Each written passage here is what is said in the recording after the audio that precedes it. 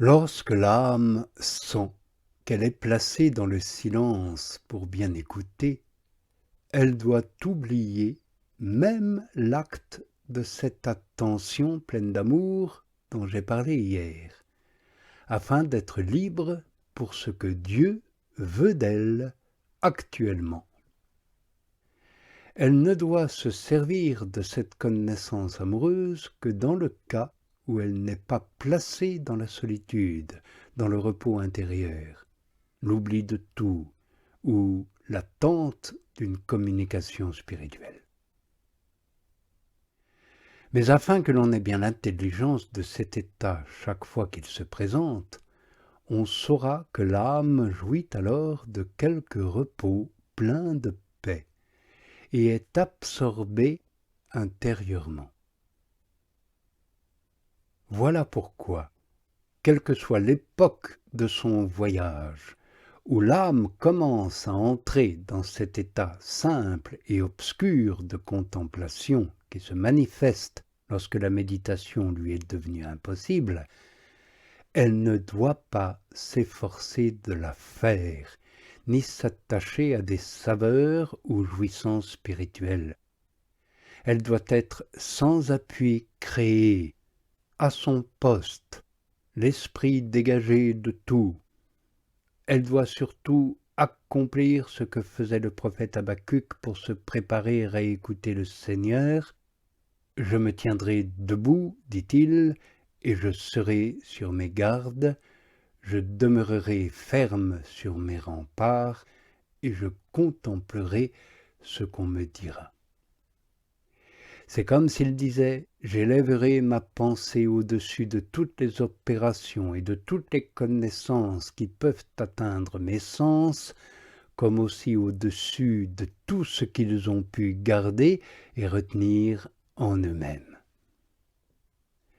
Cela fait, je laisserai tout en bas, je consoliderai mes pas sur les remparts de mes puissances et ne les laisserai accomplir aucun acte pour que je puisse recevoir par la voie de la contemplation ce qui me sera communiqué de la part de Dieu. Car nous l'avons déjà dit, la contemplation pure consiste uniquement à recevoir.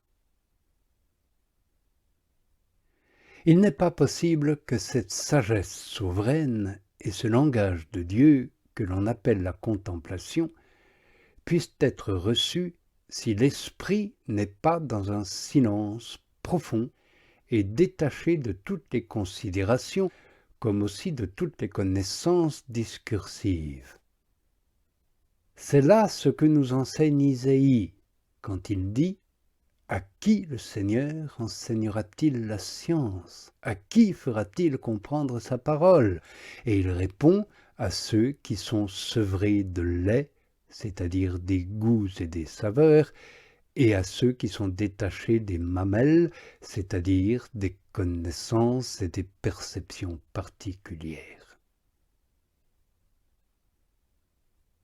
Ô vous, précieuse âme, qui vous a donné à la spiritualité, ôtez de vos yeux les duvets et les fétus, dissipez les brouillards qui les recouvrent, laissez-les être purifiés.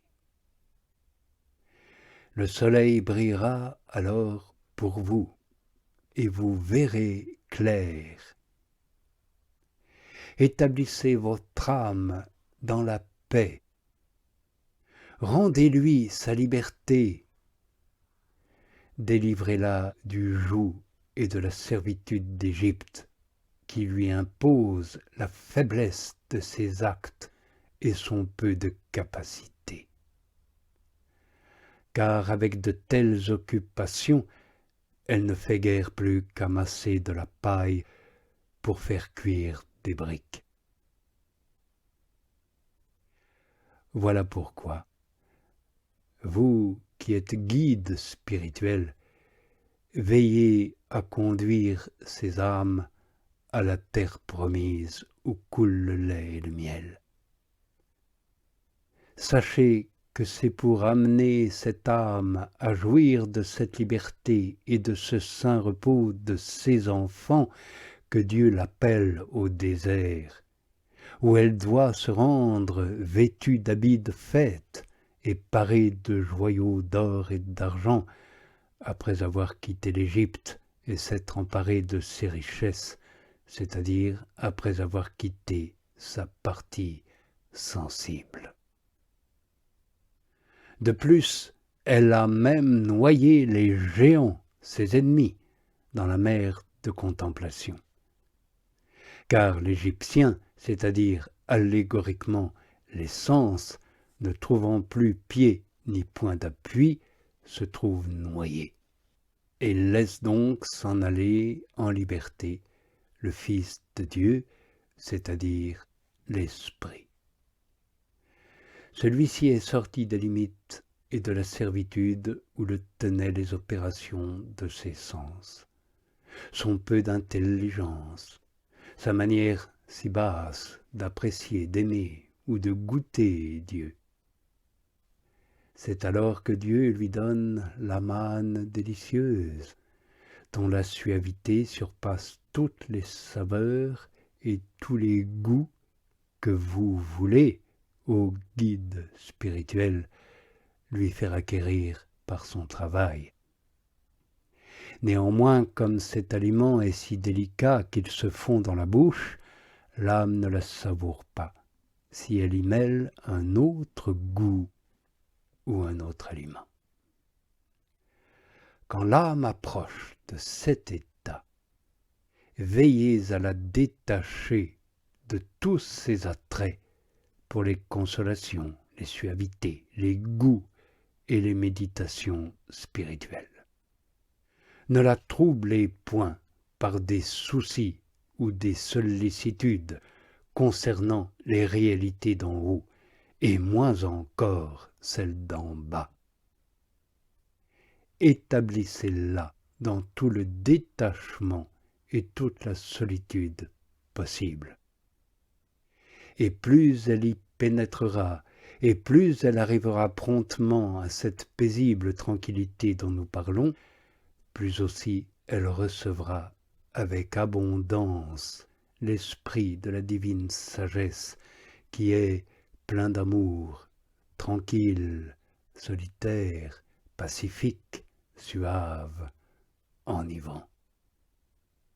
C'est alors que l'esprit se sent blessé et emporté avec tendresse et suavité, sans savoir quel est celui qui produit un tel effet, ni d'où il vient, ni comment il agit, parce qu'il s'est accompli en dehors de son concours personnel.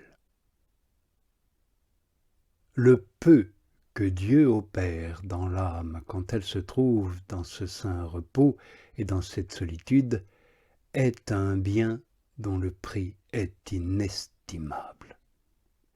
Il est même parfois beaucoup plus grand que l'âme et son guide ne peuvent l'imaginer eux-mêmes.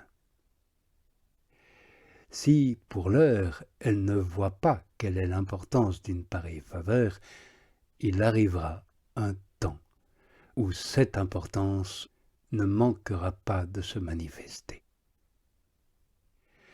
Du moins, ce que l'âme peut reconnaître alors, c'est qu'elle est dégagée et détachée de toute réalité créée dans un degré plus ou moins grand. Elle se sent en outre portée vers la solitude. Toutes les créatures d'ici-bas lui sont un ennui. Elle respire les parfums suaves de l'amour et de la vie spirituelle. Tout ce qui est en dehors de ce ravissement est fade pour elle. Car, dit-on, si l'esprit est dans la joie, la chair lui devient insipide. Mais les biens que cette communication et cette contemplation bienheureuse impriment dans l'âme, sans qu'elle le sente alors pourtant, sont, je le répète, inestimables. et leur réception doit en être en rien entravée.